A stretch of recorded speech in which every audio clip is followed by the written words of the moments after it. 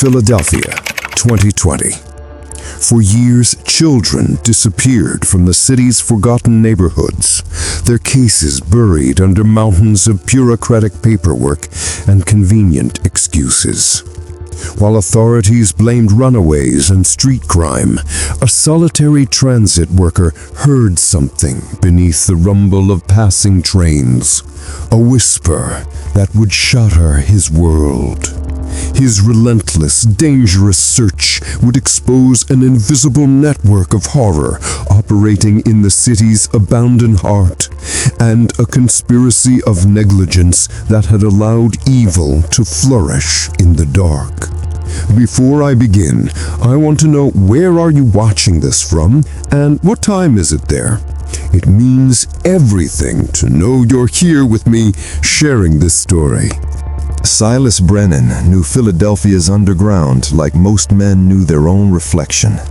For 23 years, he had worked the deep tunnels of the Southeastern Pennsylvania Transportation Authority, navigating the ancient, crumbling arteries that carried the city's lifeblood.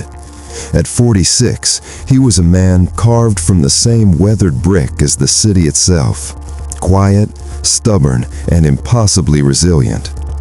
His colleagues called him the Bloodhound for his ability to trace problems through sections of tunnel that hadn't seen maintenance since the Great Depression. He didn't just work in the tunnels, he understood them, felt their pulse, heard their breathing. His life above ground was simple and sacred. He was a widower, his wife Sarah having succumbed to cancer 4 years prior, leaving him alone with their daughter Nora. His love for 14-year-old Nora was fierce and wordless, a gravitational force that shaped every decision he made. He saw his job not merely as employment, but as guardianship. These tunnels were part of his territory, his responsibility to keep safe for the thousands who traveled through them daily without thought. This sense of duty made him a nuisance to management. He filed reports constantly, strange sounds echoing from sealed sections, cold drafts emanating from walls that should have been solid, sections of newer concrete in areas that records showed hadn't been touched in decades. His supervisor, Wallace Kemp, had a drawer full of Silas's meticulously documented observations, each one stamped with a dismissive notation, investigated, no action required. But Silas was not a man who could be silenced by bureaucratic indifference. He believed what his senses told him. His life followed a rigid pattern: work his shift, return to their small Kensington row home, help Nora with homework, and then, late into the night, he would sit at the kitchen table with yellowed SEPTA blueprints spread before him like ancient maps to a forgotten world. He was a scholar of shadows, a cartographer of the city's hidden veins. He listened to what others dismissed as background noise, and soon he would hear something that would transform listening into a mission, and a mission into a war. 2 years before Silas's world would catch fire, Elena Ruiz's universe had ended. It ended on a warm September afternoon when her 11-year-old son Marcus walked the 5 familiar blocks from his school to their North Philadelphia apartment and vanished into thin air. One moment, he was a boy with an electric smile and an obsession with skateboarding. The next, he was a photograph on a missing persons flyer, his joy frozen in time. The police response had been a masterclass in systemic cruelty. They saw not a desperate mother, but a statistic, a single Latina woman from a rough neighborhood. They saw her son not as a victim, but as a probability. The word runaway appeared in the initial report before the first 24 hours had passed. A detective with dead eyes and coffee breath had told her, "Kids from this area, they get mixed up in things. Gang stuff, drug stuff. He'll show up when he's ready." But Elena knew her son. Marcus was shy, thoughtful, a boy who spent Saturday mornings at the library and dreamed of becoming an architect. He was not a runaway. She had fought with every ounce of strength she possessed. She had screamed in police stations, camped outside the district attorney's office, called every local news station. But her voice was a whisper against the city's deafening indifference. Marcus's case went cold within 3 weeks, filed away with hundreds of other forgotten children. Another brown-skinned boy the system had decided wasn't worth the effort. Her life became an endless memorial. She still worked her shifts at the hospital, cleaning rooms where other people's children recovered from illness, but every free moment was dedicated to the search. She became a ghost herself, haunting street corners with stacks of faded flyers, her face a portrait of grief so profound it seemed etched into her bones. She had no allies, no resources, no hope. Only a mother's unshakable faith that her son was still breathing somewhere, waiting for her. She couldn't have known that her only true ally was a man she'd never met, a man who worked in the darkness beneath her feet, a man who had just begun to hear the first terrible echoes of the truth. The first time Silas heard it, he tried to rationalize it away. The Philadelphia subway system was a cacophony of inexplicable sounds. The screech of wheels on ancient rails, the groan of century-old infrastructure, the hiss of steam from pipes that predated both world wars. He had learned their language decades ago, but this sound was different, fundamentally different. He was alone in a maintenance tunnel running parallel to the Market Frankfurt line, replacing corroded electrical conduit in a section rarely visited. It was past 1 in the morning, during the blessed quiet between the last trains of the night and the first of dawn. In that stillness, he heard it, a sound that pierced through the tunnel's ambient drone. High-pitched, brief, unmistakably human. A child's cry, sharp with terror, then suddenly muffled as if a hand had clamped over a mouth. He froze, his work light casting long shadows on the dripping walls. His heart hammered against his ribs as he strained to hear it again. But there was only silence, the kind of silence that felt alive, watching, waiting. He told himself it was the old steam pipes. The high-pressure lines that snaked through these tunnels were notorious for producing whistling sounds when pressure shifted. It was documented, scientific, logical. But logic couldn't erase the visceral certainty that what he'd heard was a child in distress. He did his duty. He wrote a detailed report, noting the exact time, location, and description of the sound. He submitted it to Wallace Kemp the next morning. Kemp barely glanced at it before sighing with theatrical weariness. "Acoustic anomaly, Brennan. You know how sound travels down here. Could have been anything from anywhere. Probably just the pipes." Silas pressed. "It didn't sound like pipes, Wallace. It sounded like a kid in trouble."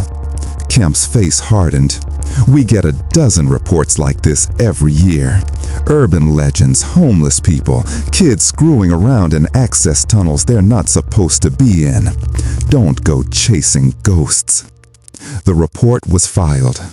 The first whisper of a monstrous truth had been heard and officially dismissed as nothing more than the groan of old infrastructure. But Silas couldn't unhear it. The sound haunted his dreams, a high, terrified note that wouldn't fade. The dismissal Silas faced wasn't personal, it was institutional, a perfectly engineered system designed to deflect responsibility and avoid accountability. The rumors of strange occurrences in Philadelphia's vast underground network were as old as the tunnels themselves. They were woven into the city's folklore, stories of lost construction workers whose ghosts still wandered the dark, tales of secret stations sealed off during the Cold War, whispers of communities of homeless people living in forgotten sections. These urban legends served a crucial bureaucratic function. They were the perfect excuse for inaction. When reports came in about unusual sounds or shadowy figures, the response was choreographed deflection. The Philadelphia Police Department claimed it was SEPTA's jurisdiction, internal security for the Transit Authority. SEPTA claimed it was a law enforcement issue beyond their operational scope. Each entity pointed fingers at the other while doing precisely nothing. The city's homeless population provided another convenient explanation. It was well known that people seeking shelter would sometimes venture into the warmer tunnel systems during harsh winters. Any report of voices or movement was reflexively attributed to this population, a simple explanation that required no investigation, no resources, no accountability. Then there was the budget reality. SEPTA was perpetually underfunded, struggling to maintain basic service on its existing lines. The idea of mounting a comprehensive search of hundreds of miles of abandoned tunnels and sealed stations was financially laughable.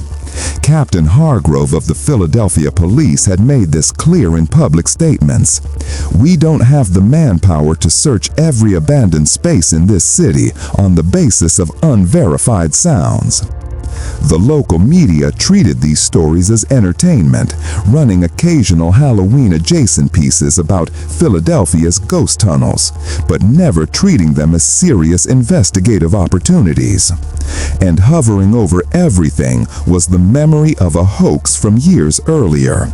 Teenagers with speakers had created fake screams in a tunnel section, triggering a panic and subsequent embarrassment for city officials. That false alarm had created a lasting institutional reluctance to respond to new reports. This wall of excuses was a fortress. It was a system that had been perfected over decades, designed not to solve problems, but to make them disappear. And while the gatekeepers of public safety maintained their perfect record of plausible deniability, something unspeakable was thriving in the darkness beneath their feet. The meeting that would change everything happened on a bitter November evening.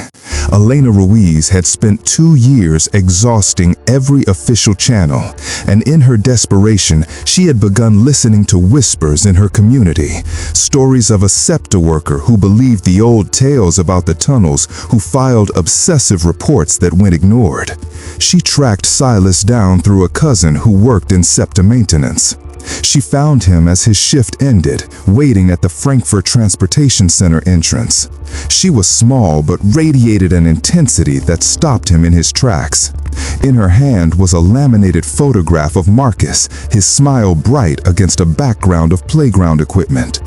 Their conversation happened against the rhythmic thunder of arriving and departing trains. Elena told her story in a voice that trembled with controlled fury. Marcus's disappearance, the police indifference, the 2-year nightmare of searching alone. Silas listened with the same focused attention he gave to the tunnel's secret sounds. "They say you've heard things down there," Elena said, her dark eyes locking onto his. "Strange sounds, children's voices. Is it true?" Silas hesitated. To admit what he'd heard would invite the same dismissive pity she'd already endured. But something in her gaze, a fierce, unbreakable conviction, cut through his protective silence. "I've heard things," he admitted quietly. "Things that don't match what they tell me I'm hearing." "You believe there's something real down there?" It wasn't a question. In that moment, an alliance was forged. They were two people the city had dismissed as irrelevant, a grieving mother, an obsessive worker. Alone, their voices disappeared into the urban noise. Together, they became something dangerous, believers with purpose. Elena's desperate hope ignited something in Silas that had been smoldering since Sarah's death, a fierce need to protect, to fight for those who couldn't fight for themselves. He was no longer just a maintenance worker filing ignored reports. He was an investigator. And Elena was no longer just a mother making flyers. She was his partner, his conscience, his reason for taking the dangerous step from observer to actor. They declared a private war on the ghost haunting Philadelphia from below. Silas's investigation became an obsession that consumed his nights. He began using his off hours to conduct unauthorized explorations, armed with his SEPTA access card and the old blueprints he'd collected over 2 decades. He spent weeks in the dusty archives, finding pre-war maps that showed the subway system in its full, sprawling complexity, including dozens of stations and tunnels that had been officially sealed or forgotten.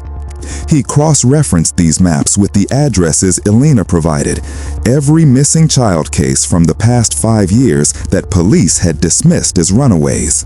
The pattern that emerged made his blood run cold. The clusters of disappearances on the surface aligned with terrifying precision to the locations of abandoned infrastructure below. His daughter Nora watched his transformation with quiet fear and fierce pride. She would see him at the kitchen table at 2 in the morning, his weathered hands tracing faded blueprint lines, his face set with grim determination. "Be careful, Dad," she'd whisper. "Always," he'd reply, never looking up from his maps. The breakthrough came during a routine late-night maintenance call. Silas was working with a crew near an abandoned station that had been sealed since the 1950s. During a quiet moment, it happened again, but this time it wasn't faint or ambiguous. It was a child's voice, close and clear, a cry of pure terror that was suddenly muffled. 3 other workers heard it too, their faces going pale in the harsh work lights. The foreman tried to dismiss it. Old pipes, just old pipes. But Silas had witnesses now. He reported it to Wallace Kemp with corroboration from 5 other employees. Kemp's response was fury, not concern. He saw not a credible report, but a potential public relations disaster. "You drop this, Brennan," he hissed. "Tell your crew they were mistaken. They were tired. If I hear another word about this from you or anyone else, you're on permanent unpaid leave. Understand?" It was a threat and a liberation. Silas understood perfectly. The system would fight him. He couldn't work within it anymore. He had to go around it, under it, through it. The cry in the dark had been a call to action, and he was finally ready to answer it, no matter the cost. Silas's next move was criminal, desperate, and necessary. He identified the abandoned station where the cry had originated and found its sealed main entrance, impenetrable. But he knew the tunnel's secret anatomy. He found an unmapped ventilation shaft in a forgotten alley and lowered himself into the darkness. What he discovered in that abandoned station broke something fundamental in him. Behind a false wall, he found a modern steel gate with a new chain and padlock. Beyond it, carved into the natural rock between tunnel and foundation, was a makeshift prison. Filthy mattresses, scattered trash, a small red sneaker, a Spider-Man backpack, a worn teddy bear with one eye missing. This was a holding pen, a transfer point, undeniable proof of something monstrous. His hands shaking, Silas photographed everything. He now had evidence, real, tangible, horrifying evidence of a crime the city had refused to acknowledge. Elena knew exactly what to do with the photos. She contacted an ambitious young investigative journalist at a Philadelphia online news outlet. The meeting was brief. Elena simply showed the photos. The journalist's face went ashen. The story exploded the next morning. Hidden chambers in Philadelphia subway raise alarming questions about missing children. The article included Silas's photos, an anonymous interview with him, and Elena's heartbreaking 2-year fight. Within hours, it had gone viral, picked up nationally, internationally. The public outcry was instant and overwhelming. Protesters led by Elena swarmed City Hall. The mayor, facing political annihilation, had no choice. A federal task force led by the FBI was formed, and in a stunning reversal, Silas and Elena were named as key consultants. The raids came fast. Guided by Silas's maps, FBI teams struck simultaneously across the city. The abandoned station, connected warehouses in South Philadelphia, storage units in Northeast Philly. In each location, they found them. Terrified, malnourished, but alive children. The reunification center at Jefferson Hospital was chaos and miracle intertwined. Elena sat in a small room, her body trembling with a hope too fragile to name. Then a door opened. A social worker led in a thin boy with haunted eyes and Marcus's unmistakable face. They didn't run to each other. They simply walked, slowly, inevitably, into an embrace that felt like the universe righting itself. Mother and son, torn apart by evil, made whole by stubborn love. Silas stood in the hallway with Nora, watching through a window. His daughter looked up at him with tears streaming down her face. "You found him, Dad. You promised her, and you did." Silas squeezed her hand, thinking of Sarah, of the duty she'd instilled in him. He hadn't been able to save his wife, but he'd saved these children. He'd kept his promise to Elena, to Marcus, to all the forgotten. As they walked out into Philadelphia's morning light, Silas remained what he'd always been, quiet, humble, anonymous. But he walked taller now, a man who had listened when no one else would, who had fought when the system demanded silence, who had proven that one persistent voice, joined by another, could shatter even the strongest walls of indifference. His watch had ended. The children were home.